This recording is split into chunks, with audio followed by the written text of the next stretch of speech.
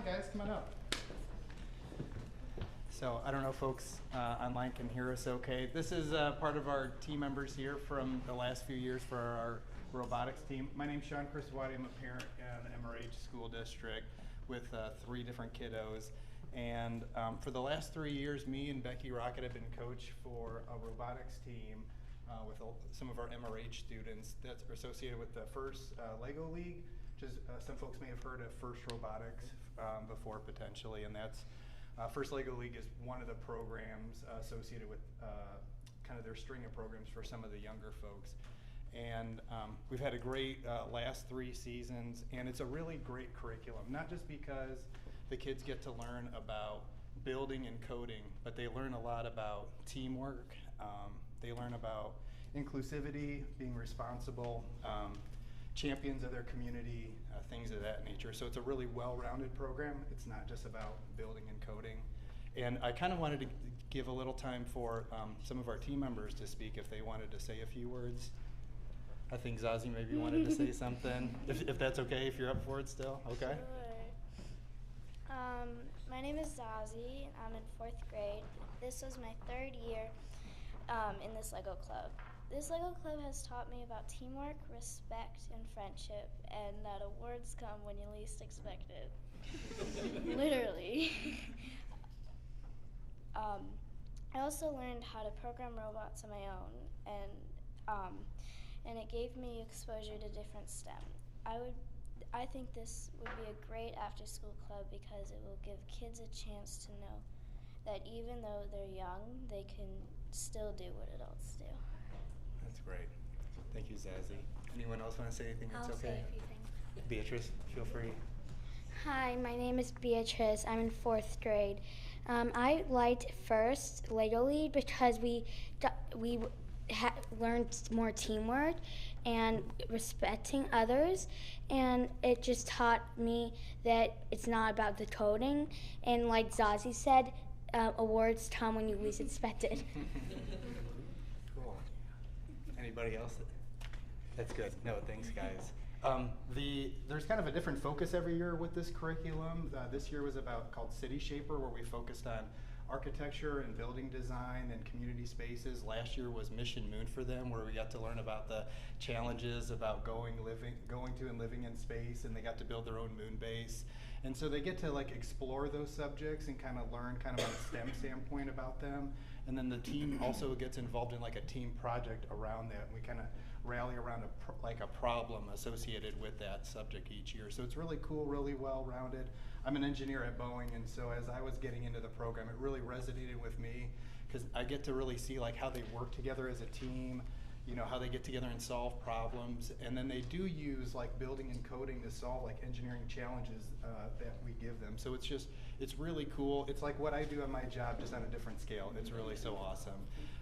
And so, what? And then the Legos are kind of cool. I kind of like that. So we've had a lot of successes. We just did a competition in December, and our team for that exposition or that qualifier won like a team project award, where their project was based around trying to improve the MRHE playground space to kind of improve it for folks, some of our kiddos of all different abilities. And so they have some ideas on ways in which to improve that we'd like to share with leadership at some point. So it's just a really cool project that we just like to show that there's a lot of great successes, and we're going to start to work with leadership to try to ingrain this into our curriculum here at MRH, and folks are really on board. And a big part of that too is also parental engagement, so we're going to have to kind of build kind of a groundswell of some parents that also need to be engaged and involved with it. With that, I don't know if there's any other questions for folks. I have a question. Sure. I understand that the playground that you all designed is very inclusive for all of the students that are at your school. Can you tell us some of the designs that you all created for students that have disabilities? Probably one of our first design that we probably liked the most was our monkey bars, which we wanted to design some monkey bars where it was leveled enough for people in maybe wheelchairs or with crutches or something could at a level where they could just reach up and like be able to just climb along on their wheelchair. That's so cool. Anything else? Another idea we had was a quiet space, so with like some trees, people to play games, read, and have like quiet music. So people who are sensitive to noise could have a quiet place to do stuff. Yeah. That's Yeah. so amazing. Thank you guys. Thank you. Yeah. Sure. Thank you very much. Thanks a lot. So I think some folks on leadership have some of my information. If anyone wants more information, feel free to reach out to me. And thanks to the two of you. Yeah. Yeah. Cool. All right. Thanks, guys. Good job, guys.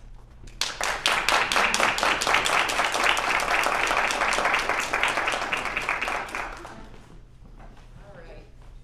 We're going to get into the business of the meeting then. Can I have a motion on the agenda? Move to approve the consent agenda as presented. Second. All those in favor? Aye. Any opposed? All right, our first study item this evening is the new course revision on sustainability.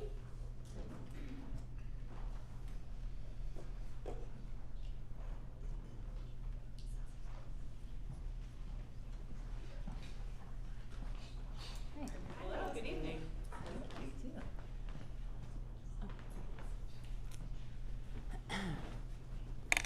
I'm Melissa Breed Parks. I'm the current sustainability teacher, one of the sustainability teachers in the middle school, and I've been the seated table garden coordinator for the middle school for 9 years almost. So I'm here to propose a revision in the course that's currently called sustainability and propose an additional course to be offered next year. The current course is sustainability. It's a very high demand course. There's 3 sections of it offered each semester currently. It's often repeated by students, partially because of just our crunch with, partially because kids like it and it's important to them, and partially because with our kind of crunch with electives, having more and more students and offering 8 classes a day now, and since in the last 2 years. So sometimes kids actually are taking that up to 4 times over middle school, the same exact course, semester-long curriculum. There's also an additional project-based component that was added when we started competing in the Green Schools Quest, which is we're competing against other area middle schools in our region for a way to improve the sustainability of our school or community. So that is another additional component that's kind of made a crunch, and that's also why people like to repeat it so they can see out the project. So it also needs some content revision. It was first launched about 10 years ago. It's not aligned with, there's no Missouri sustainability standards. It was based on some curriculum offered originally, I think, written by University of Western Washington. So some of it's aligned to Washington State's sustainability standards, but we're not using those here. So it needs some revision to our current standards our sustainability standards for MRH. So the proposal is to revise sustainability into Introduction to Sustainability. This would make it would be a 1-semester course, an introductory course that's not repeatable. You take it once and then you can move on. It would be teaching these core standards that aren't really offered elsewhere. There's a lot of interdisciplinary sustainability stuff that is taught in all the other courses, but this is kind of the core pieces that are not really covered in other classes. And the standards would be aligned to the Cloud Institute's Education for Sustainability standards, as well as the National Council for the Social Studies, U.S. Partnership for Sustainable Development, National Education Standards. Like I said, there's no Missouri state ones, but these are nationally approved ones. So we've already done some work. The teachers of this course, the current and former teacher of this course, have met once and kind of started realigning that curriculum and have 4 proposed units for the semester-long course, which are shown above. So that would be the introductory course, the change to the new course. Then we would be offering another course, Topics in Sustainability, which would be a thematic, topic-based course, which could be repeatable because while the sort of structure and format of the course would repeat, the actual topic and project would be different each semester. So it would be a 1-semester-long course for 7th and 8th graders. For looking at environmental problems and really digging into those problem-based, project-based learning, like looking at a problem in their community that they can address. Partially or mainly aligned with the Green Schools Quest, it could go along with that competition. So yeah, and it also fits in with our interdisciplinary projects in the middle school already. So the reason for this, to add a course, to increase elective offerings, exploratory course offerings, leveling the course so that we don't have people who are taking it for the first time and people who have taken it multiple times in the same course, which is challenging and not really fair. And then it is repeatable multiple times with thematic content, like I said. It can be tailored to the students that are in the class in the current semester, so it's highly differentiated that way. And the project-based learning model is really well suited to our middle school expeditionary model and our district sustainability goals. So it's seems like a really good fit. The model, we would, like I said, problem-based or project-based learning model. It would be a student-generated theme, and we would be engaging with other schools who are competing in the Green Schools Quest, so there's a lot of engagement opportunities among other schools in our area. And then it could be utilizing or expanding on all the existing sustainability elements that we have extensively in the middle school. Bees, gardens, aquaponics, composting, recycling, all these things that we're already touching on, to really dive into one of those or expand on any of those. So the timeline would be getting some more project-based learning training over the summer. So how do we actually roll out a whole semester-long course in this model instead of just doing projects here and there? How do we structure that? And then writing the course this summer, the new course, and revising the old course. And then in the fall, we would just offer the introductory course, and then subsequently, spring and subsequent semesters, offering them both concurrently, so new students could take the intro course and repeating students could take the topics in sustainability. So, and we've got a budget. This is the combined budget of both courses. So to revise the curriculum and write the new curriculum, and to do our training, at least 2 teachers to get project-based learning training this summer. And then a couple others, the Green Schools Quest budget, and some, we've talked and we don't really think we need texts. There's a lot of curriculum online, and especially with a project-based class, it's gonna be topical and it'll be different every time. So we're just gonna keep it flexible in that way. So it's not gonna be, any textbooks, and we will, there's a Learning Lab curriculum online that we will access through Center for Green Schools, puts that out. So, yeah, that's what we're proposing to do. About how many students do you think would be in both classes? Just if you could give me an idea. Well, let's see. Last semester there was about 60 kids taking sustainability. This semester there's less, maybe like almost 50. So I could see that it maybe being probably like 45 per semester, something. Well, probably, it's hard to, I don't know, to be honest with you. But I'm guessing probably that first semester, that intro, again, would be probably 3 sections. And then maybe, maybe another combined additional section or 2 of that class, if there's like 1 intro class and then 2 or 3 topics in sustainability, something like that. So possibly 4 sections per semester. Okay.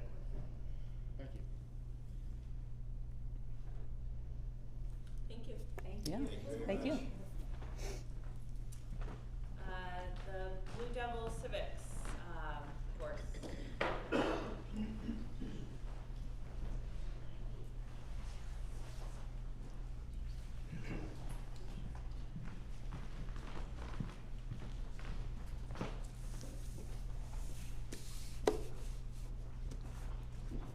They have the notes, just making sure. Oh, just up here. Okay, great.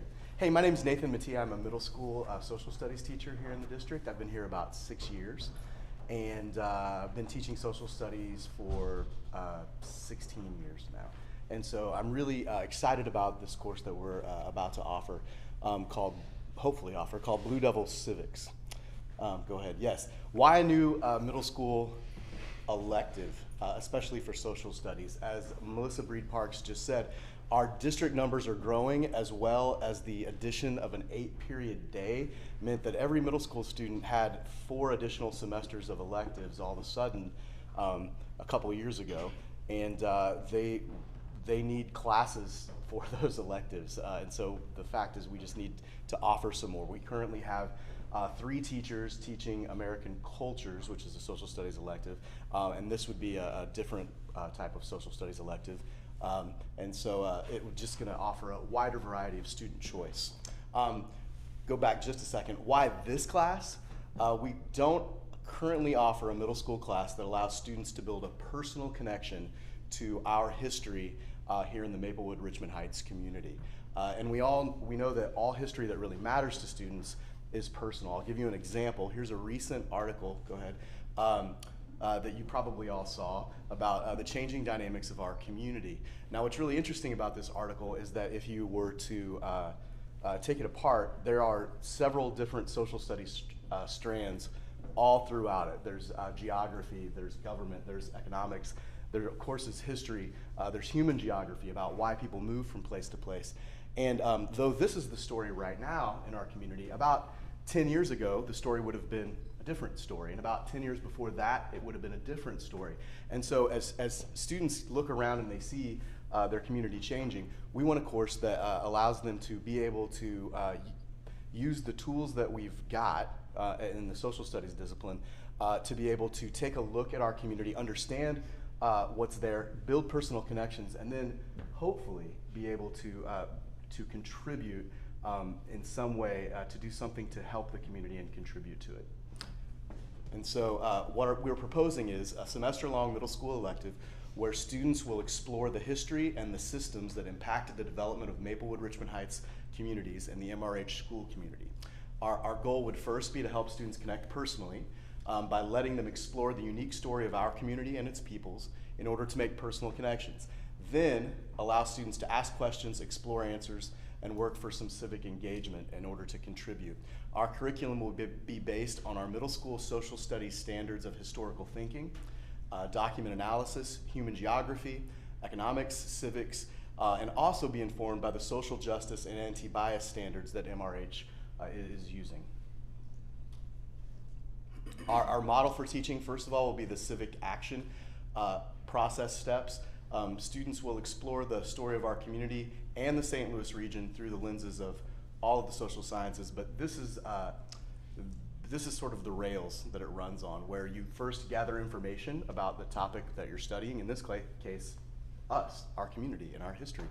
Eventually, they'll be asked to identify a question or a need, make a plan in order to address that need and explore that question, implement the plan, and then reflect on everything that they've learned, where they put all their collective knowledge of their projects and their questions together, and they see what they've learned. Our standards for social studies will be historical thinking, which is all about how can I learn what has happened and how can I learn from what has happened, and civics, which is all about how people become engaged citizens in their society. In addition, we'll be teaching standards of human geography, which is about how do people move in and inhabit a place. What are the characteristics that make a place unique, such as ours, and what are the cultures that people create when they're there, and why do they move in and move out of a community, for instance. Also, plenty of artifact analysis and document analysis. What will we be doing with historical sources? We'll be using a lot of them and interpreting them and building meaning and telling stories from them. And also, how do large economic systems affect society? That's all macroeconomics. Yeah, I'd also like to stress that it's going to be, there's a lot of cross-curricular strands that come into place here. So it's not just a social studies thing. To do these projects well, they're bringing in some real learning that they're getting from mathematics, from their science classes, definitely from their language arts classes. And it's a real opportunity when those things all meet. We know that students are really engaged and they can produce some really exciting results. As far as needs for the course, we're talking about some access to the MRH archives, some Maplewood historians, which I've already started to reach out to, hopefully. Some Richmond Heights historians, the St. Louis archives and St. Louis historians, as well as bringing in some diverse voices from our community to tell us about their story here in Maplewood Richmond Heights. Our budget, class materials, we estimate will be between $500 and $1,000 to bring in pieces of that for the civic action plan and some text materials for that, and curriculum writing hours at $25 an hour for 80 hours. That is all. Questions? Just a comment, this really sounds like a really cool course. Yeah. Take it. I thought the same thing. I'm glad you think so too. We're all kind of sitting here going, wow, can we Yeah. take this? The other thing I saw, I thought there's a thread here from which I really am enjoying seeing from middle school to we had a presentation on a high school history course that was looking more at historiography and how do you identify sources and evaluate those sources Yeah. and maybe even question some of the things that we take as historical fact and this with the variety of sources that you're going with, obviously hyper-local to our community, which is, critically important, but I think it will help prepare middle schoolers for a more rigorous sort of historical analysis when they get into high school. So that's a really cool thread, and I'm sure you guys are communicating, but it's always great to see like interdisciplinary things across buildings that sort of link to one another too. Yeah. So that's cool. Thank you. Thank you. Well done, Nathan. Thank you. I would love to see it. I'm going to see after we launch it, if he could come back and kind of give us an update after the first year, just to see. I was also thinking this With the kids. Yeah. Yeah. I was also It'd thinking be way more interesting. Well, not even Thank just you. us, but like to the community at large, Yeah. right? A way that the kids could sort of present back to In a other lot- groups yeah, around the community as well. Because In a lot of ways, that's part of that reflection piece, is Yeah. being able to report back to the people that you came from and say, here's what we've learned. Right. So that's built right in. That's awesome. Awesome. Okay, thanks. Thank you. Thanks, Nathan. Yeah, thank you. New course, EQ.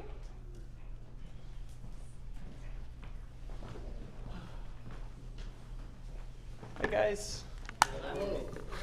I'm Travis Williams, and me and my partner Whitney Lee run the SAGE program as well as Blue Devil Etiquette, which are Tier 3 and Tier 2 interventions that operate under the umbrella of alternative programs here at MRH. Whitney sends her regards. She had a prior obligation out of town, so she's not able to be here with us, which is my loss for sure, and probably also yours, because she's the nicer one, and she's a much more succinct communicator than I am. But I promise I'll try to keep it short and to the point, but I'll be using a lot of plural pronouns because we're a highly collaborative team, not only between Whitney and I, but also within alternative programs as a whole. We'd like to present and propose a new course that we're going to call EQ, which is a reference to the phrase emotional quotient to emphasize its focus on social emotional learning and emotional intelligence. The course will be offered for now only within the SAGE program, so it's really important that we understand what SAGE is. I'm not sure how many of you have heard of it before, so I just wanted to cover that really briefly. The SAGE program stands for Social Academic Growth Experience, and it's a special placement for students identified through the RTI process, which is a collaborative team effort, team meetings, in which we identify high needs and at-risk students who would most benefit from a really individualized and therapeutic environment. It provides students more time to focus on social emotional needs and therapeutic supports, as well as get highly individualized academic instruction. And yeah, so with that, we want to incorporate into the SAGE program EQ. It'll be a year-long course, and students will earn half an elective credit per semester. Students can come into the SAGE program mid-semester, sometimes even mid-quarter if there's a really high need, and so they would be able to enroll in semester 1, 2, or both. The curriculum will be guided by CASEL's core competencies, which are up there. CASEL if you don't know, is the collaborative for academic, social, and emotional learning. They're one of the most kind of significant leaders in the field of social emotional learning. So we rely on their work mightily. That's not mine. We don't need an update right now. We don't. Yeah, we have. Cool, cool. And I want to skip the next slide and go back to it if it's possible. So the one that says connection to social emotional learning. One more. Perfect. So we focus on SEL standards, and I wanted to spend a moment to discuss that we are really looking to Illinois State Board of Education and their SEL standards, and I want to explain why that is. Illinois collaborated with CASEL to create a specific and explicit set of social emotional learning standards that Missouri does not have. Missouri does have SEL standards, but they're written for guidance counselors. And we wanted something that was intended for the classroom and rooted in best developing practices for SEL. Illinois was the first state to develop K through 12 SEL standards and performance indicators. They align with the CASEL competencies, and they include indicators and developmental benchmarks by grade band. So this is really important. Teaching SEL is not just about improving our students' social and emotional learning and their soft skills. It has a profound impact on their academic performance as well. There's multiple large-scale meta-analyses continuing to come out showing this, you know, and the data is really clear and before our eyes. So this is, you know, close to home for us. Along with the academic improvement and the SEL instruction and all those soft skills, this also has a really clear and obvious connection to and support for the apprenticeship model here at the high school. If we can hop back one to the trauma. There's also, thank you, sorry for being wonky. Equally important to our district is our work with trauma-informed care and practices. I work and serve on the social emotional behavioral CAT team, and our entire focus this year is on trauma-informed practices. Many students come to SAGE, I would argue probably all, with what we call an emotional backpack, and it's heavy. And so it's especially important that our work is guided by the principles of trauma-informed care. Okay. One more. So our rationale. In short, we know that students really only learn when they have safety and agency. And students that would be taking EQ have been put into the SAGE program because they've been identified as having a high need for remediation in these social skills and interpersonal stuff, and as well as needing that therapeutic support. On top of that, generally students that have had struggles and come with that emotional backpack are also struggling with credit deficiency. And so this provides an opportunity to leverage and spin what we're already doing in terms of this, you know, taking extra time out for social emotional learning and community building and social skills, and allowing them an opportunity to earn an elective credit for that, which can really help for the credit deficient student. Go to the next one. Thank you. This is our current working course description. I won't read through all of it, but I want to highlight that it's a course within a larger program in alternative programs, and both the course and the program as a whole highlight you know, a lot of these skills. Many of the components are also going to have a strong connection to our 4 cornerstones of scholarship, leadership, stewardship, and citizenship. We can go to the next one. An example list of some of the topics that we would cover are here. I won't read through them. I'll give a couple examples in just a moment of some of the stuff that might be covered in some of those. And then next. Of course, the course is enmeshed with the specialized space and program, and so there's naturally going to be a strong emphasis on climate and culture, We're really working to build a tight-knit community with a supportive culture environment for our students. The next one's a little redundant, but I wanted to give some examples of those standards that ISB has that we're working off of. So there's, some really valuable things that I still need help with sometimes, like identifying and managing one's emotions and behavior, and recognizing the feelings and perspectives of others. Ask my wife.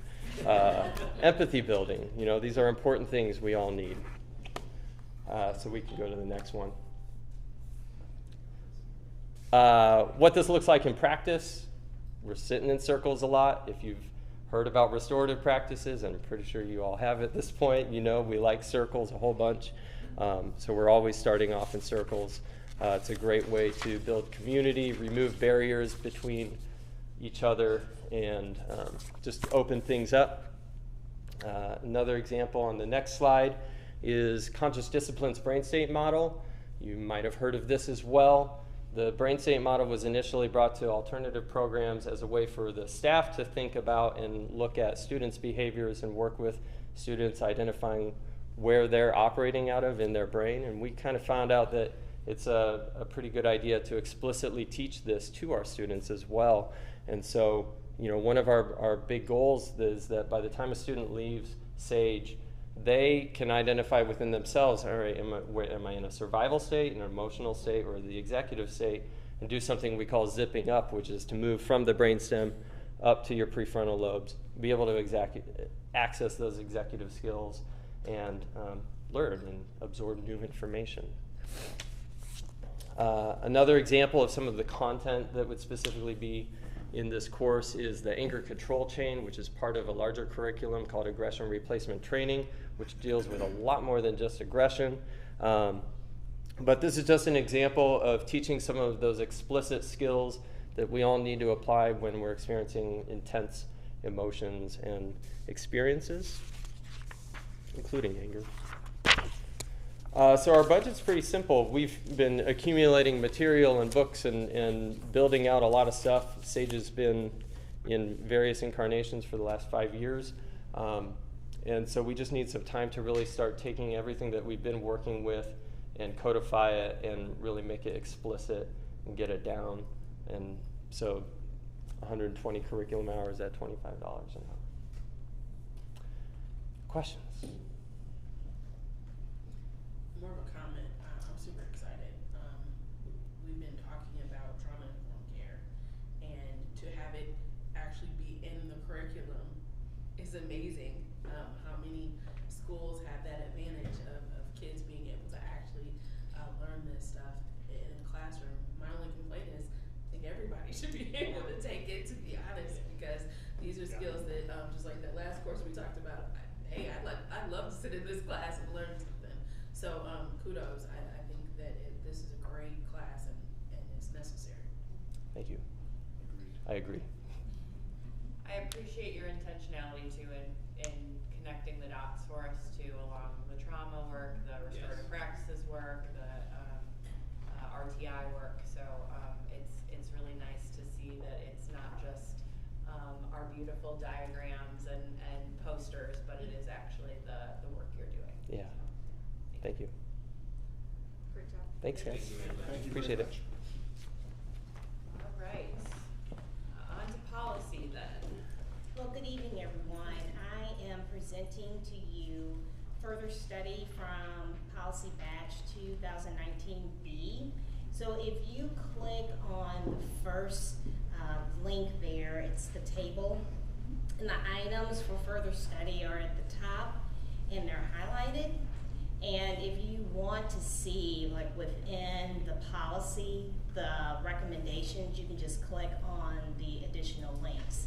But what we're recommending is in the table. Some people are more visual, so I wanted to have both there for you. With policy BCC appointed board officials, there was conversation from the board and some inquiries about that. I tried to capture what that is in that third column there in quotations adding that compensation will be determined in accordance with district HR protocol. And I don't know if you wanted to discuss further to that policy, or is that sufficient? Because there wasn't anything additional from staff for that particular policy, but really there were some inquiries from the board. Nikki in particular, I know you were wondering about some things, and I didn't know if you all wanted to dig deeper into that. No, I think the admin recommendation is perfect. Okay. Yeah, thanks for flagging that when we looked at it before, Nikki, and yeah, that responses solves that question. Okay. Yeah. So second is JHCD, Administration of Medications to Students, and we had a very rigorous conversation around this, and likewise for administration. And what we are recommending, which helps the flow of the rest of the policy, is to strike through essential oils. But I want to bring it to the board and see if that really speaks to some of the conflict, I guess, cognitive dissonance that we were having in terms of the flow of that policy, if that would be sufficient for the board if we just remove that. Because I do believe that's where a lot of the conflict was trying to figure out essential oils. And, Yeah, you know, I like that idea. I think it's the cleanest way to deal with the conflict that we had with the rest of the wording in the policy. Right.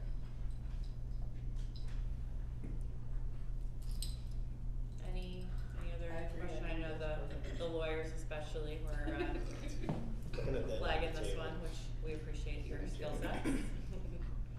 I really like how you all are going to develop a procedure for it. Yes. Yeah. So yeah, It's necessary. it's great. Great. All right, so KK, we did not discuss KK as a group. What happened, there was some little, I don't want to say technical difficulties, but we did not present any of our recommendations. However, you had it, you were able to read it yourselves, but we didn't present any of our recommendations. So there was a lot that I wanted to recommend. We use policy KK. For some reason, there have been a lot of changes, which I didn't like. And you can see with the strike-throughs what I'm recommending. Some things will change, some will remain. So this is, I don't know how you all are with this here and what we're recommending, but this is what MRH administration is presenting this evening. I like it. Okay. Yeah, especially with the amount of external groups we have coming through the district, I can see why this is a policy that gets used regularly and why some of the MSBA recommendations are limiting to the way we interact with external guests. So, yeah.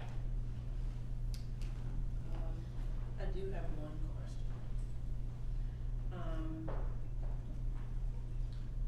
And it's probably answered by this, but I'm not seeing it. So, in certain cases, there would be an attorney provided for students. They would have to come here to visit with a student. Is that prohibited or is that allowed, based on some of these changes? There's a section under service providers. Yeah. Right, and I read that. So what our attorney has advised is that, and we have counselors, we have other folks that will come because it may be the only time that they can come, or they wouldn't receive services if we don't partner.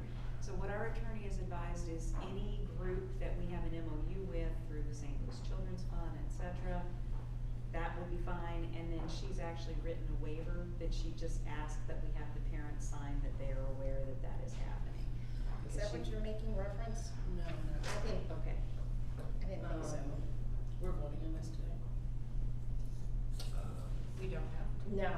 We're not. This is the first time that we've discussed it. Like, we're presenting our recommendations, and we can bring it back, just like we did with these. I would like to address that one little issue and ask our attorney about it. Cause I bet it's covered, I'm just not seeing it, is my guess. But it's not specifically covered under that portion. Right. So then we can talk about it and then bring it back. I just didn't wanna hold it up based on that. Right. But I do wanna make Well, sure you know what, we're good, because this is the first time we've discussed it. Yeah. So, we can bring it back for study, the other two can go to action items next month, and then we can study KK again for February. Okay. Does that feel good? Yeah, that Your feels right. questions are specifically about attorney visits. Yes. Any other questions or concerns there? Everything else looks great, by the way. Great. Thank you. Thank you. All right, moving right along here to our education equity policy. It's really exciting to see it in MSBA format. It feels Makes like it real. it's Official. yeah, it's not just like a Word document draft anymore.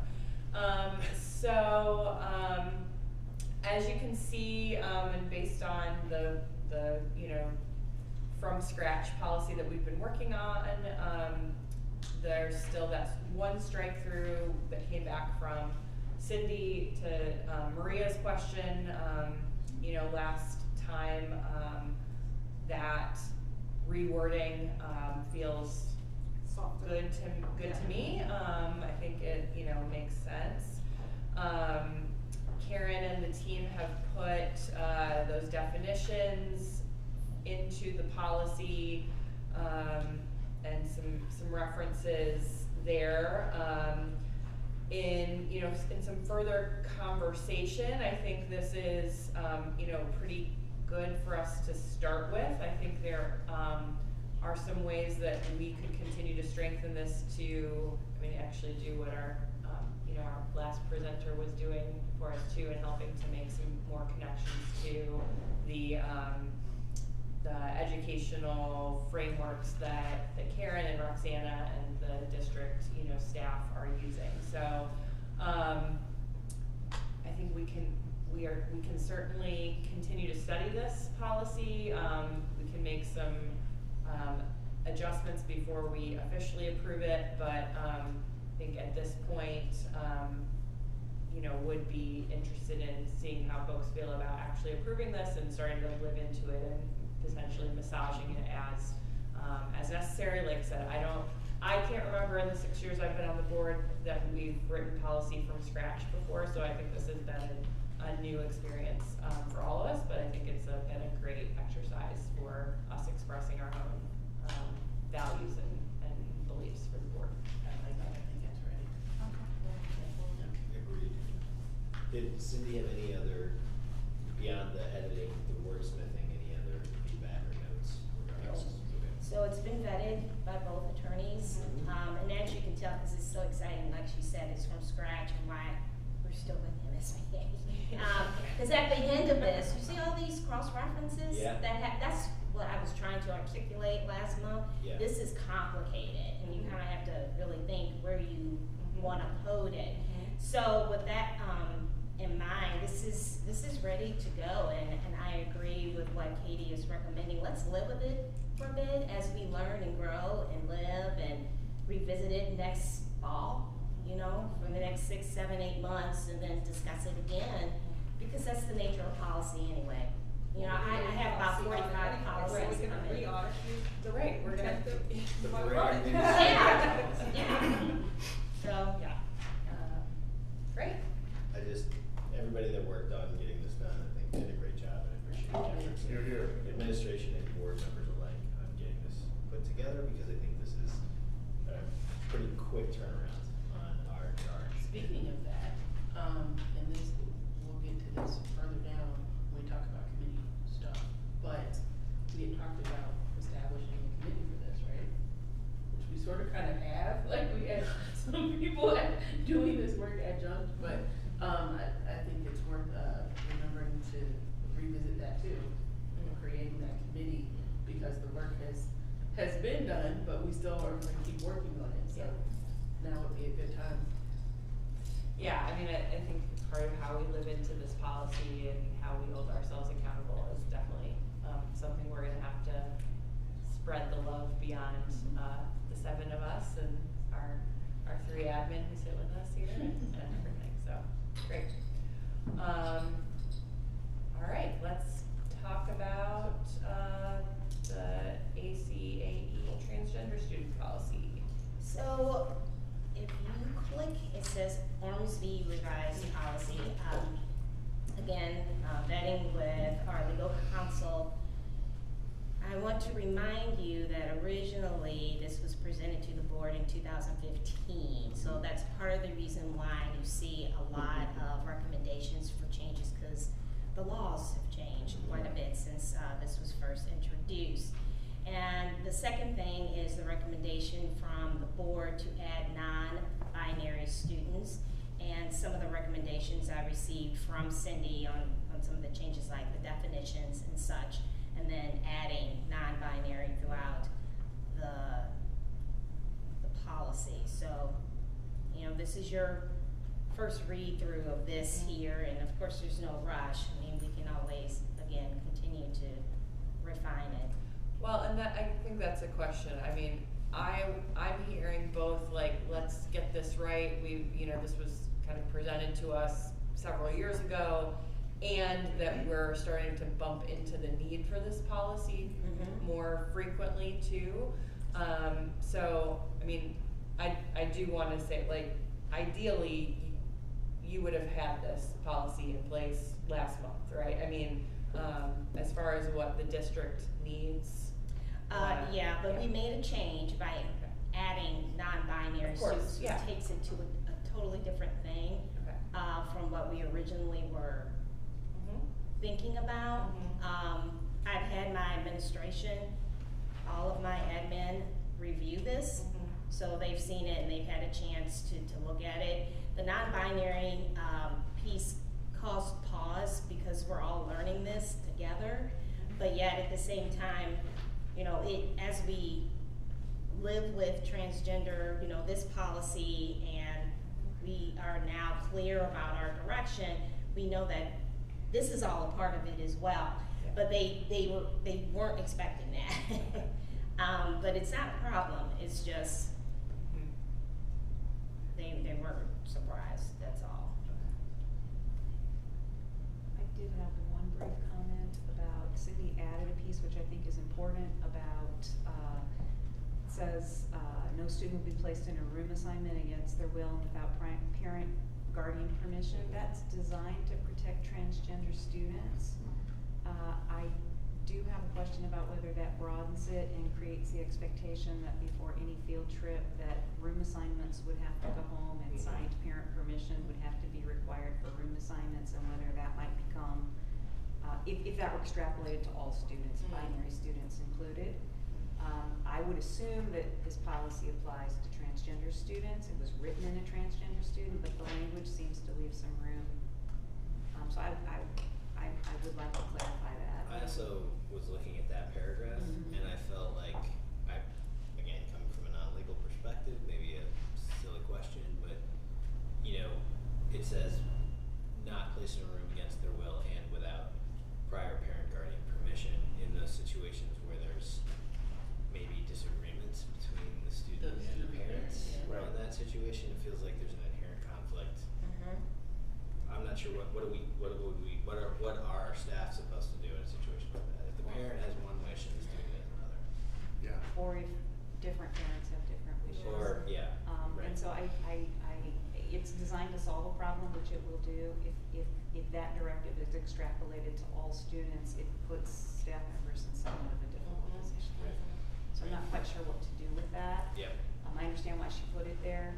I do too, but there's not always alignment in either of those cases. I think we have to explore that portion of it a little bit further to talk about the potential problem that creates and how we solve that. Or do we change that particular part of the language altogether because it is creating potentially that issue? Our policy is to work and work with parents and to try to find a solution that everyone is comfortable with, and so far we've been able to do that. But this seems to broaden our obligation to the point where That's where you have to be. right. So it's not outside of our practice, but it seems to create an obligation that that just gives me pause in terms of. I mean, essentially, we're doing the first sentence. We're saying we deal with these case by case. Yes. Period. Right. So potentially just removing that second sentence there. However. Yeah. Yeah, I think I remove it. Okay. Well, that's something to marinate on a little bit more. Yeah, maybe, or just get Cindy's Yeah. further explanation on it, Yeah. because Cindy has a good pulse on the culture of the district and where we've come from and where we're going and all of these issues. So if there's a legal reasoning behind it that she's going with, I just like to know. And so if we can get that work done, have that come back to us next month, because I know that we've been working with Outline, but I know that what you said last meeting resonated with me, Roxanna, when you said we need this for the teachers now. Yeah. They want this, and I think it's our job to support them in this, to make sure that they have the clarity they need. Close this blind spot. Yeah, good way. So, I will bring this back next month, ask some more to Cindy. So you want explanation, more clarity around that? Well, with that particular. That just, that one particular. That's what I'm saying. Yeah. I think explanation, but also if you explain our concern. Yeah. So that with that basis, if she thinks it still needs to stay, explain why, or if it can be tweaked to accommodate what she's trying to do and our concern. Right. Yeah. And I think you don't have to wait until the next meeting to share that information with us. I think we can take that via email and then we'd probably be more prepared to Should act. be. Yeah. Okay, very good. Yeah. I will say, I see why Cindy put it in there, and, I know that it's unpopular, but I see why. I just see the other side of it, and I see why it is necessary to say that. Because even with the, case by case basis, the district could still say, well, this is it. Like we've tried, and this is the solution, you're gonna be in this room. And I know none of you would say that. I'm looking like decades ahead. Yes. Looking like 30 years ahead. We're not here.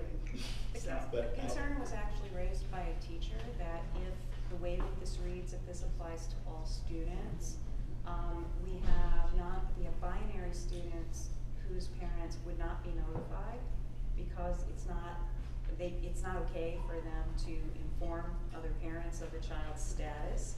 And so if that were to come out after the trip occurred, the teacher felt like they might be held responsible because they didn't notify or get parent permission, which I don't know is a valid concern or not. Again, if this policy is for transgender students, that language still kind of leaves that open. So I just want clarity as to who we're saying. Just never tighten it up. Yeah. All right. Thank you very much. Moving on to admin communication then. Chris, CBTF timeline. Okay, so this is just a brief update. We all know that the CBTF this time of year is starting to get to some consensus and develop their recommendations for the board as we come into the spring around salary time. The salary subcommittee has been doing some really good work through the winter. We did miss last month due to weather. So we will have one final meeting, which is next week, just prior to the CBTF, at which they will be generating a recommendation to the full CBTF committee.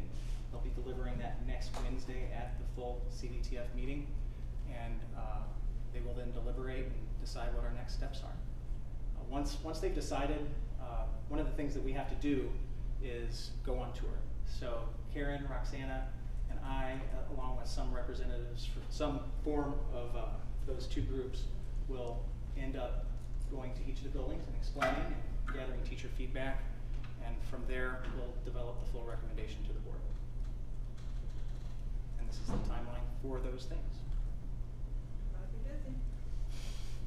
busy. Any questions or concerns about that? That's happening next Wednesday also. Gosh.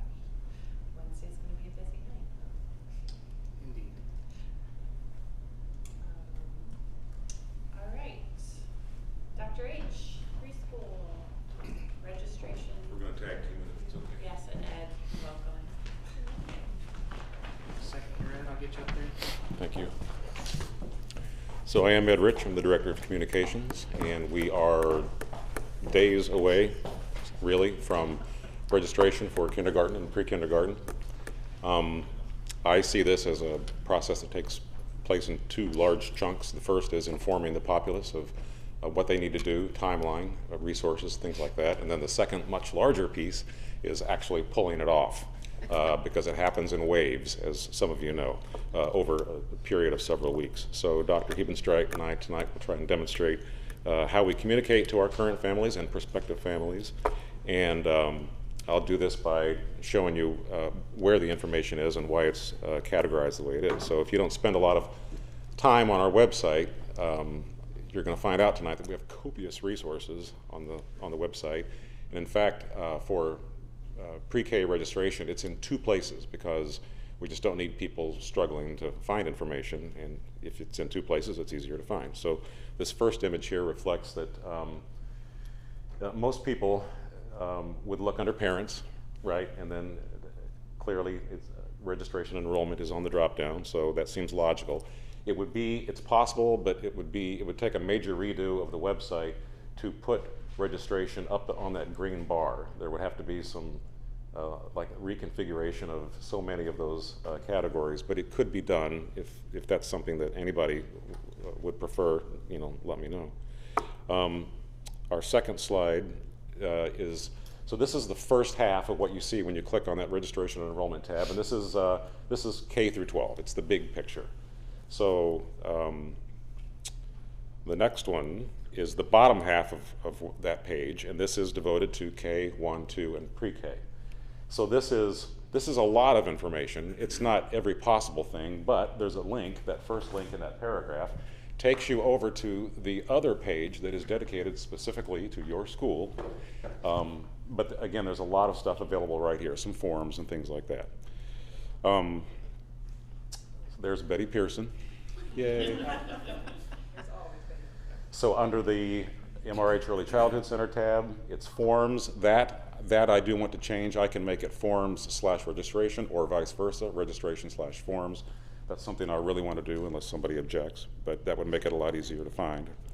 And this final slide that I have, I do not expect you to be able to read it, Chris, but I wanted you to see it's exhaustive.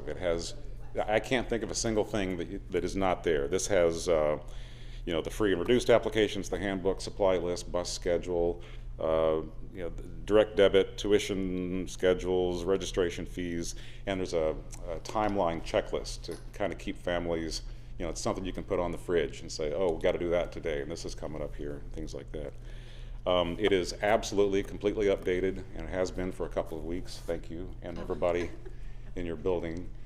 And one of the reasons that I wanted everything to be in one place is because, for the benefit of some of our families or prospective families who don't enjoy the luxury of internet connectivity, they can call the Early Childhood Center, and whoever is available at that time, whether it's Ms. Russell or Ms. Sauer or Hannah or just whoever, they don't have to go searching for it. It's all in one place for them as well. So barring any questions, I think I'll let Dr. Hebenstreit describe exactly how what the process looks like, and how they prepare for it, and how they staff it, and all of that. Okay. So are you bringing it up or joining? Yes. Yeah. Okay. It's pretty short.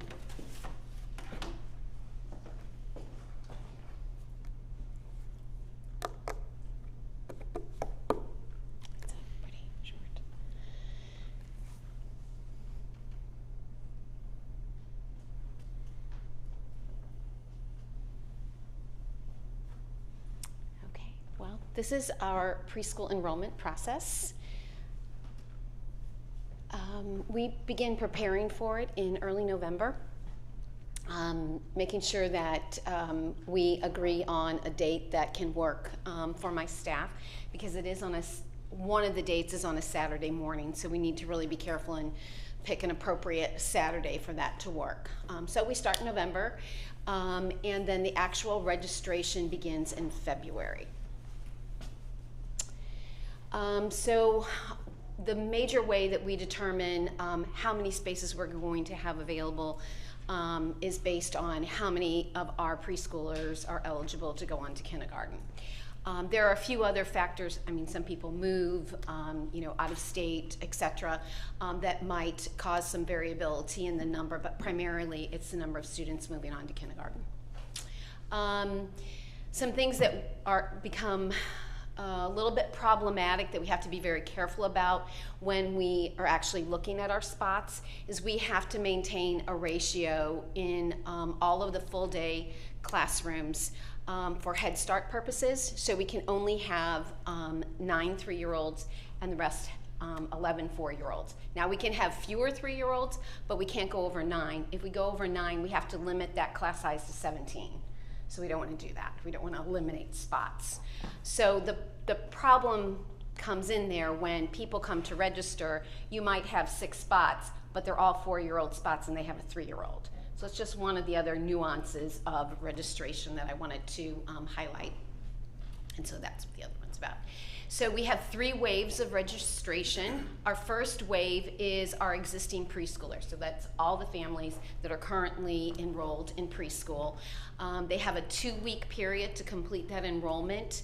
On the very first 2 days of that week, Peggy Russell, my preschool secretary, will be set up downstairs with tech people, and the families can come in and do it. It is a much shorter process than that original registration. And then after that day, they can just come up to the office and register with Peggy.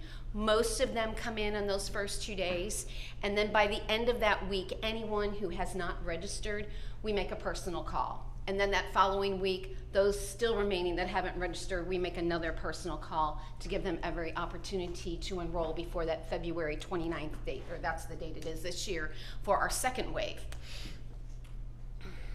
So wave 2, this is the day that we have the registration.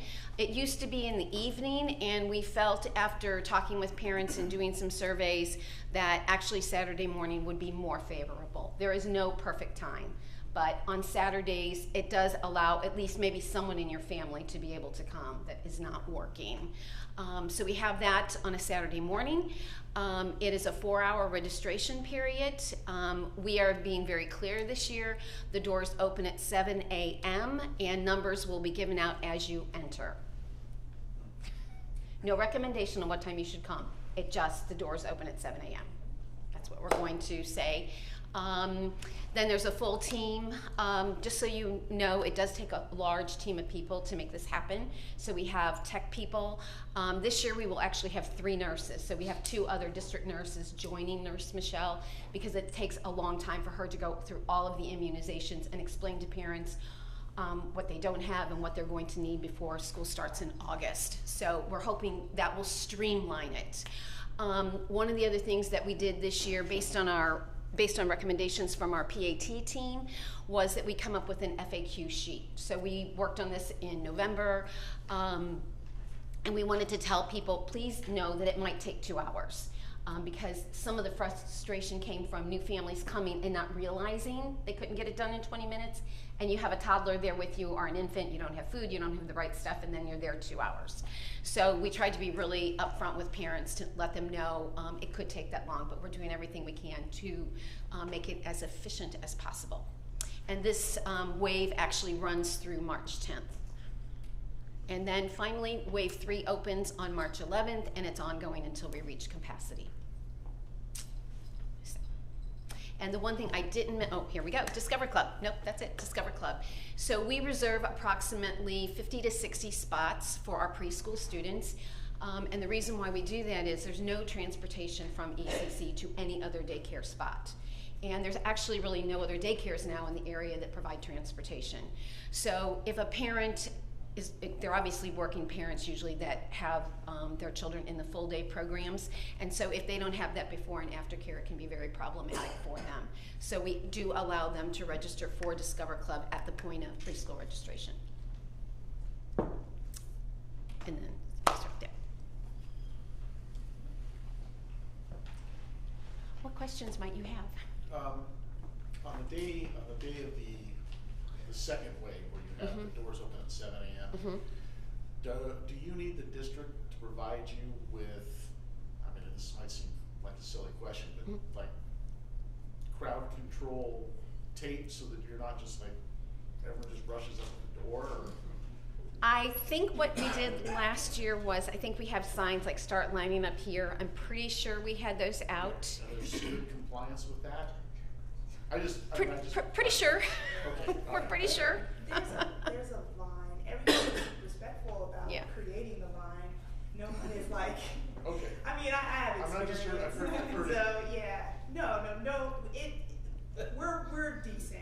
You know, we're pretty good. Just we show up very early. Yes, but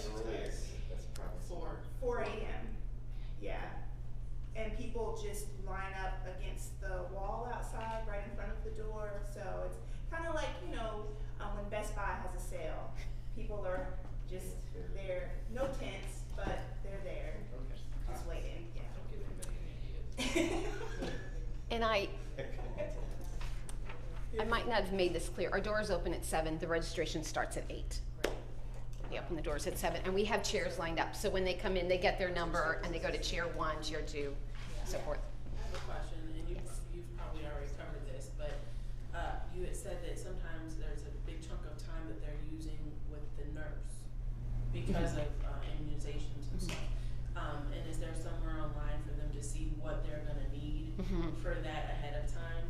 And are we finding that it's just that they don't know that information, or is it just it was going to take that long regardless? It just takes time for Michelle. Like, they'll bring forward all of their documents, and if they don't have the right document, then she explains what they need to bring, and it's then just going through the medical records and making sure they have the right immunizations and signing off on it, and then if they don't, giving them information about what they will need. So, and then if children have allergies, there's lots of other conversations that happen, and that's what also slows down the process, which it's important that we have those conversations, or that parents do with her, but she's only one person, and so she has to see all, like last year we had 90 people, or 90 families, and she had to see all of them. So this year we're gonna have 3 nurses, so I'm really hoping that minimizes the time parents have to be there. We're also going to expand where parents wait and fill out forms. We've had it all in the preschool piazza, and it's a lot of tables, a lot of chairs, a lot of adults, and I think it adds to that feeling of anxiety. So we're looking at how we can use more space and make people feel more comfortable while they're there. Dr. Hevenstreit, there's some concern about people not being able to be there on Saturday. So what can they do if no one in their family can make it for the second wave on that Saturday morning? So that's one of the things that we talked about when we made that FAQ sheet, and I brought, I don't know if you want to call it a proposal, but to Roxanne and Chris, maybe it was, that we discussed this, or maybe with Chris, and then he took it on to Roxanne and Karen and COA. We've said that if there is no other family member that can come on that morning, that you need to call me or email me and explain the situation, and then I will give approval. Because last year we had a parent, very kind, but she gathered up 4 of her neighbors' paperwork, and she brought that in. So she gets a number, and she signed up 4 people. And we decided that probably wasn't equitable, so how can we manage it? And that's what we decided to do. So that's on the website, it's in the information. Folks may have a proxy, but yeah. we have to be aware that someone is sending a proxy. Right. So if everyone is working, obviously I would grant that. If someone's out of town, I would just talk it through with them and figure out kind of why that is, and is there any family member that could come? And I think we also have that in there, that if they have to have a neighbor do it, then it has to be someone that isn't enrolling their own child into preschool. That was the other provision that we made. Okay. Does that sound? Yeah, I appreciate you all thinking that through and talking that out. Yeah, absolutely. And making sure that it's equitable. Yeah, it was. We want to be equitable, and so we felt that was fair. Yeah. Excellent. Thank you. Dr. H, I have one other question. I'm sorry. Sure. I hadn't realized the 3-year-old, 4-year-old sort of ratio constraints in the past. Would it be possible to look at wait list information moving forward in relationship to how many 4-year-olds have been on the wait list versus how many 3-year-olds have been on the wait list? We can look at it. I can't promise you that it's going to be exactly Sure, accurate, sure. but moving forward, we can look at that. Okay. But I did want to make that clear. Head Yeah. Start came down with that mandate probably 3 years ago. And so the next year that we registered, I just made the assumption that everyone was paying attention to that, and we didn't. Or it didn't happen during registration, and then so there was this great scramble after people were already in their classes and they knew who their teacher was going to be. We had to do rearranging. Right. So now we have a very clear sheet, and we know exactly where the spaces are and what age the child can be in that home space. I mean, I think again, for planning purposes, as the program continues to become more popular, you know, just we're gonna have to make some decisions about what we can support, and you know, we're gonna have to hear more about what curricularly and programmatically makes sense too. So that information will be helpful, I think, moving forward. Thank you. Yeah, Thank you. we appreciate it. Thank you very much. All right, we're on to finance. First statements. Okay, here we go. The items of interest do a pretty good job of hitting the high points, both on the revenue and the expenditure side. However, I will hit just a few areas here in the financials as a whole. So on the revenue side, we are just about at 43% on our local collections. The local tax revenue is coming in as expected, and it's been coming in quite regularly. Started a little early, and it continues to do quite well.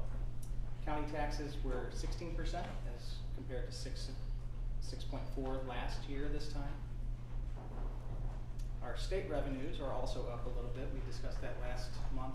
We had a correction, a mid-year correction to our ADA, state formula payments, and that increased that percentage. Federal revenues are right about where we expected them to be, 47% as compared to 45 last year, with the other at trending a little higher than it has in the past. The collections from our partner school district and our transportation co-ops have been starting to come in more regularly. Debt service, that tracks right along with the local taxes, so nothing interesting there. Bond issue funds at this point is just interest.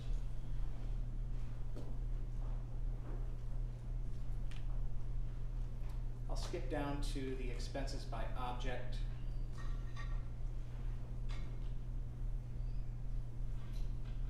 Salaries and benefits are tracking right along where we would expect this time. They are right on track where they were last year, which is fantastic. Position control is doing its job, making things quite a lot better as far as tracking and predicting those salaries and benefits. Purchase service slightly behind, likely due to timing on the issuance of payments. Likewise with supplies. Capital outlay is a little bit higher than it was, but we've discussed the elementary roof and the replacement of some computers here in the high school. So that is slightly higher than it has been in previous years. All that being said, our fund balances are healthy and at a predicted budgeted 40.5%, which is amazing. Which is great.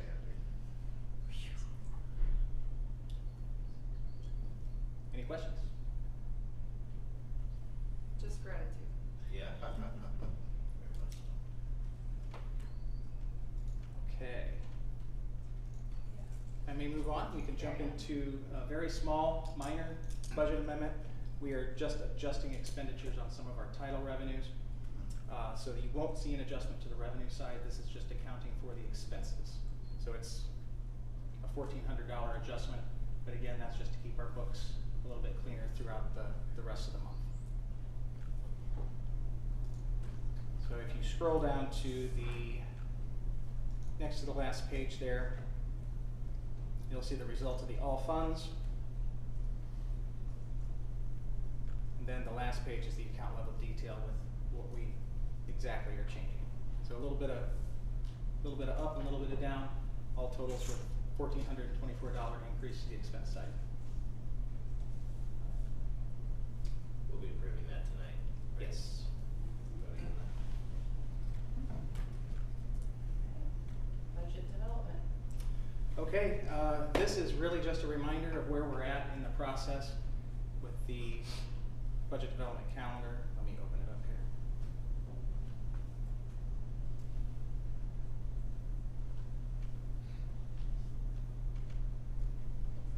Okay, so we had our first 2 budget meetings today.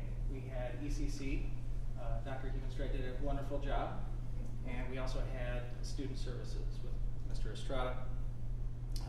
Those are going very well. We'll be going through those fairly regularly through the rest of the month and into February, through the end of February. And February, you'll remember, is the first time that you'll see a glimpse at what revenues potentially could be for next year. So, as we've talked in the past, bringing pieces of that budget beginning in February all the way through, leading up to the budget workshop, bringing that in digestible pieces for the board. I think that was received quite well last year, so we're going to keep on doing that. So first look revenues next month to be expected.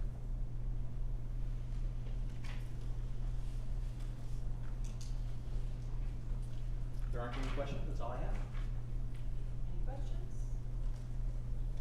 All right, and board communications then. Calendar of events, obviously we've got our town hall coming up next week. Legislative breakfast at the end of next week too. Karen, do you know, it isn't clear to me if where that's happening, if most of those are happening at Webster. I don't know if folks are planning to attend those, but obviously they remain on our calendar. Yeah, Ed is attending on our behalf. Great. So you see, you know, continue to have pieces going on here. I know Nikki wanted to ask about potential dates for some sort of board scholarship fundraiser. So I am talking with some brilliant minds to figure out what we can do that's kind of fun for the community, but it's going to raise at least $1,500. So I'm still kind of working on that, but I need to know, when do we need to have the funds ready? Was that in April? Can you recall when? Do you know when we have the scholarship night? It's either May or April, but I would say on the safe side, you need to have it completed in April. Okay. We typically do scholarship night in May, because it's like stacked with graduation. Yeah, but I think they put out the application for the students to write their essays and things though in April. So, and that's when sort of there's a communication about the amounts, right? You know, now we can always take liberties with that if we have more to give or whatever, right? But Okay. yeah. So May 4th is scholarship. Right. So yeah. So they can. So early April would be lovely. Okay. And then I also wanted to know if I could have some funds to do something if necessary. So let's clarify, because when we talk about our budget, we have to make sure that we take funds from the right line. So we have purchase services and we have supplies. So purchase services is like if you want to hire a consultant, for example, or if you want to have a caterer, something that comes from a purchase service. Okay. Supplies is kind of like what it sounds like. If we need streamers, if we need tape, we can use money for that purpose. Okay. So I'm not sure how you want to use the money in order to create your fundraiser, but we do have restrictions on how we use it. Well, and then I mean there is the board budget line item That's what I'm too, talking about. right? Yeah. It's okay. either purchase service or within the board or supplies. Yeah. Yes. But I mean, I do, you know, in the nonprofit world, right? You gotta spend some money to make money, right? So, yeah, I mean, I think, you know, my counsel was, we'll just, you know,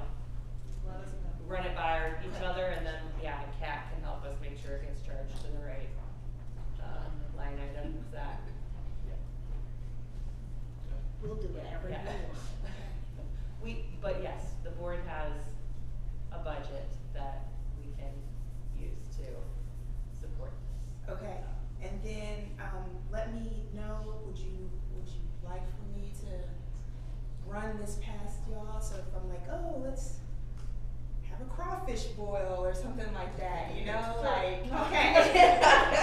Sounds good. That's right. Okay, all right, so, Would you like time on the next, like, work session meeting? Yes, please. About really Yes. this? Okay. That would be good. Great. Okay, great. We'll make Thank that. you. Yeah. So before, Nikki, if you don't mind though, Sure. if we could just have a conversation about your planning, so we can make sure the budget supports what you're planning on doing. We want to partner with you if that's all I right. thought we just agreed on the crawfish boil. That was easy. Everybody know? Absolutely, Yeah. absolutely. Right. Okay, and then, may I bring up one more thing for calendar? Sure. Can we talk about possibly, rescheduling the meeting that's scheduled, during spring break in Oh, March? actually, that's a good point. Thank you. What's that big We point? typically catch up, you guys are Yeah. far. Okay. Yeah. We'll have to. Okay.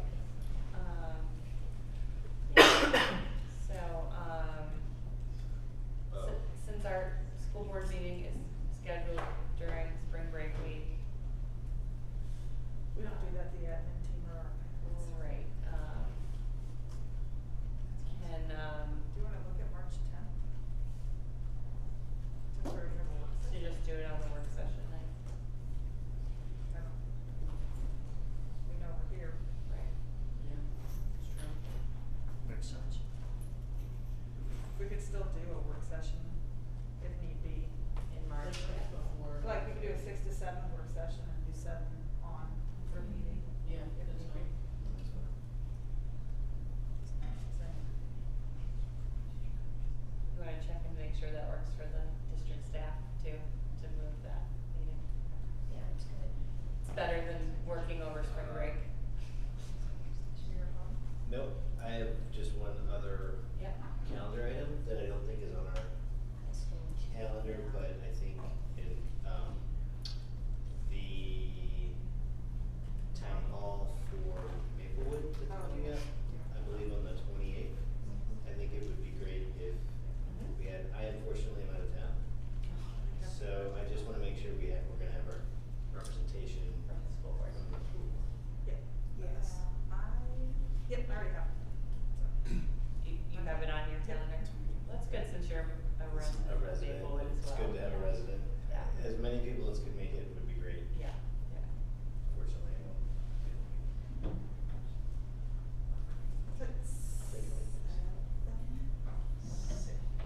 Six. Six. Oh, we should probably write the ring. We had some. It'll be over. This is sick stuff. Thank you for those that are in Yeah, there.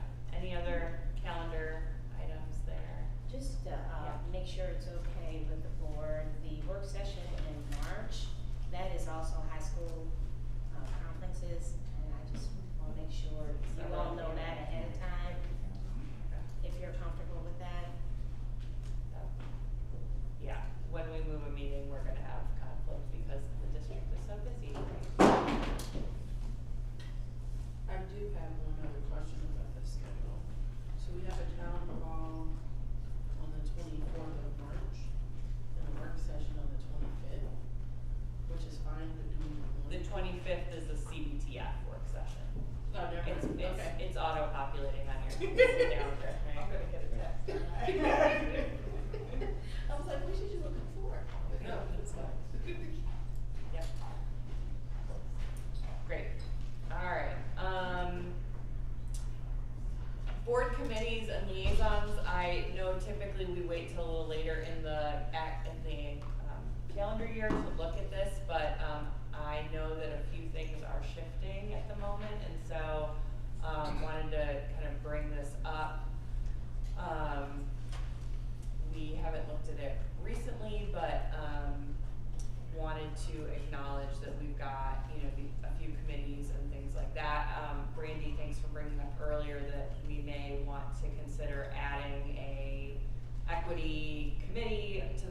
board as well, which I think is a good recommendation that's come up a couple of times from folks. So, quick edit on yeah. this. Officially, I'm still on the Joe's Place board, but Brandy will be taking my spot at the annual meeting that's coming up at the end of the month. Great. I knew that was one of the changes that was being discussed. And I think I am also going to swap in as the SSD main liaison then, so that Brandy will be that Joe's Place space, and Ralph can still back me up on the SSD. Great. Katie, do we need to have an MSBA alternate? Yeah, I mean, I think if we haven't actually been sending really anybody to MSBA recently. I mean, I guess the most recent, I did go to the MSBA meeting and was served as our voting member, but I thought I was the alternate. yeah, I mean, we could, yeah, I don't know. I'm not super concerned about it. I mean, I think if we have somebody who's able to go, we can just appoint that person to be our voting member. Yeah. I'll be Francis's alternate. Okay. We'll co-alternate. Yeah. Yes, the alternate to the alternate, yes. Yes. Great. Well, if we can fill some more names in here. For MSBA, Nikki and Francis would like to We're put going their to names co-manage into that whole situation. Yeah. Since we're very active Backing in up. our MSBA voting membership. We like a lot of redundancy. Yes. MSBA. All right. Well, like I said, typically we've looked at that, in the April and May meetings, but I wanted to just kind of bring that back since I knew there were some things shifting. Oh, there is a edit. I Sure. just caught calendar review. Yes. Ralph, I think you transitioned off, and Nikki, you transitioned on, right? Oh, right. Yeah, so we'll want to just make that edit. Yep. Kat, are you getting all these? Cool. Great. Well, if anybody else, wants to, make any edits to their roles, let me know. But I think we'll bring back the idea about adding a new committee too. We'll have to actually vote on that and talk about some of the structure related to that. But that's a good idea that we can revisit. So great. Board filing. There are 2 more business days of filings being open, and at this point, I believe there are 3 candidates for 3 open spaces, and that is all that I know. We'll move on.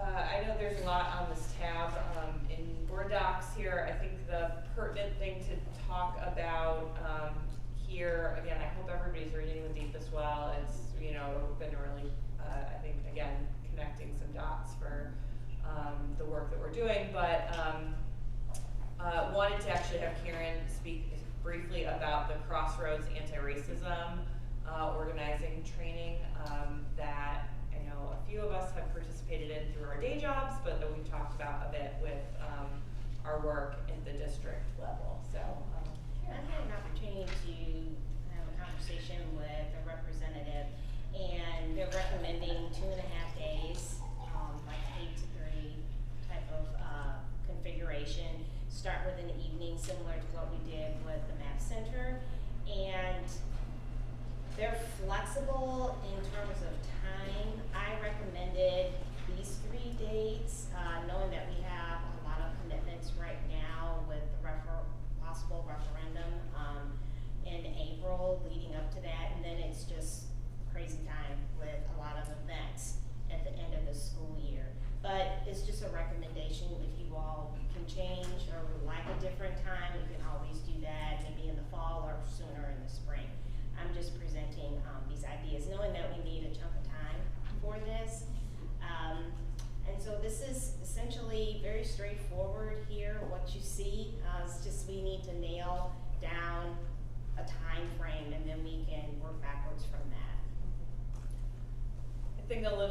context, so it is 2.5 days, like back to back. You know, this wouldn't be spread out over those 3 months. It would be like we did with the Thursday, Friday, Saturday, you know, sort of thing.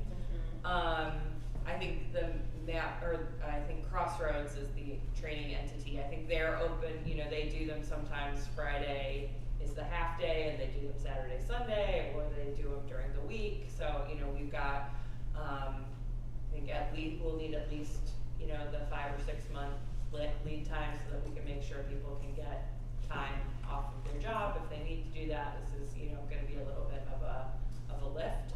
We could also talk about if we think it's, you know, feasible to do it on over a weekend. You know, I mean, that would be, again, a pretty significant commitment. I mean, I think the other piece is, I know Karen has some pricing information from Crossroads about what it costs to host one of these, and typically I think they aim for about 40 participants in these workshops, at least in the ones that I've been in. I think Maria probably done it too, but right. And we had talked about the possibility of opening this up to the other electeds in our, you know, community, and potentially some, you know, school district or some other community members to participate too. So I think Crossroads is well versed in getting folks to sign up for this.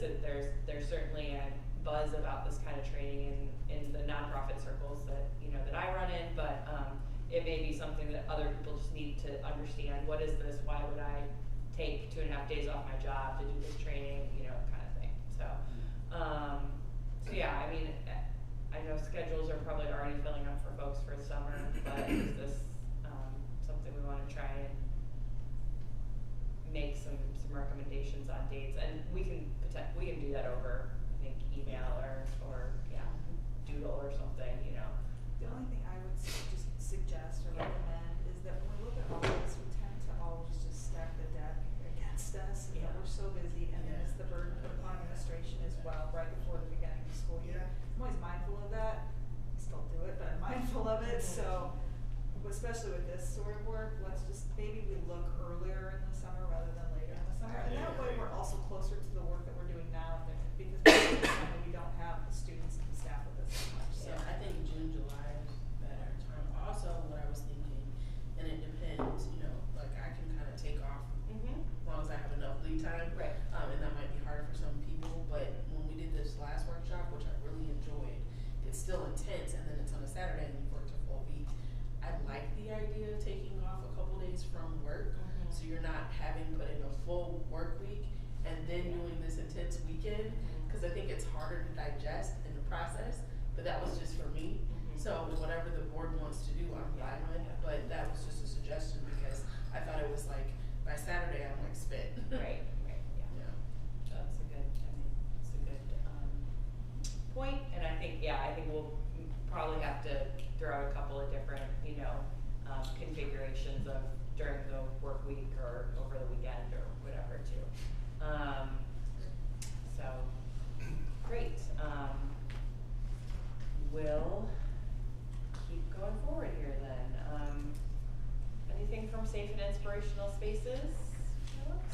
We're integrated with the long range facility stuff. So yeah. Wes, anything else from CBTF? I know we got Chris's update too. Yep. Thank you. No report. Wellness Committee.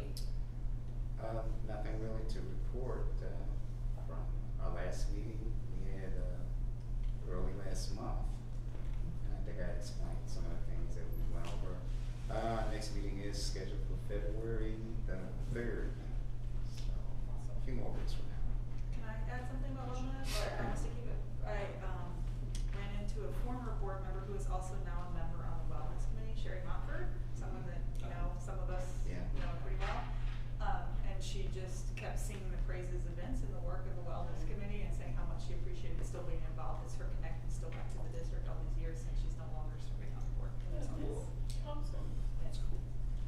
Well, and again, I see, you know, I think it's good that the policy we looked at earlier too, around the essential oils and things like that is going to come through that committee too. I think it's helpful to have other eyes and other opinions. And she's a nurse too. So, okay. so it's Cool.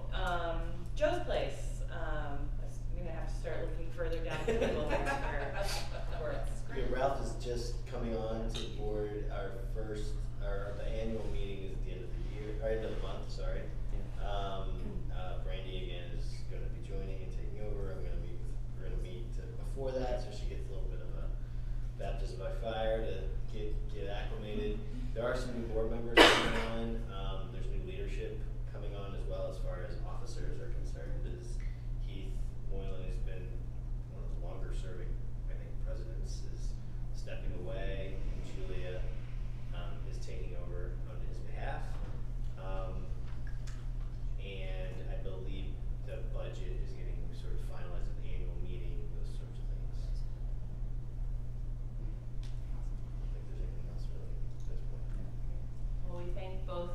for your service, and we thank you, both of you for the service you will be putting in. No, I did think about it, you know, we've got some serious, knowledge on that board, and we hate to lose it, and then, you know, Ralph and I are coming in, we don't know what we're doing. They're only a phone call away. Yeah, we're you know how to text. You know how to text me, right? You'll be No, I'm looking forward to it. We're lucky to have both of you. Yes, great. Nothing to report from MSBA, and The alternates and alternates. yeah, the alternates, yeah, and SSD. There was also nothing. Yeah. All right, guys, we're on to action items here. The new course proposal on Calculus 2. Can I have a motion? Motion to approve. Okay. Motion to approve new course proposal, Calculus 2 as presented. I'll second it. Any discussion? All those in favor? Aye. Any opposed? All right, Richmond Heights Garden Club donation. Move to accept the Richmond Heights Garden Club donation as presented. Second. Any updates on that? I spoke with Donna McDonald this week. They are still closing accounts, and so I don't have a final number to report to you yet. We hope to have them in the next few weeks. Great. All those in favor? Aye. Any opposed? All right, budget adjustment. Moved. I move to approve the fiscal year 20 budget adjustment number 4 as submitted. Second. Any, all those in favor? Aye. Any opposed? All right, and our bond resolution. Move to approve the bond election resolution as presented. Second. Any discussion, questions, concerns there? Robbie, let's do it. All those in favor? Aye. Any opposed?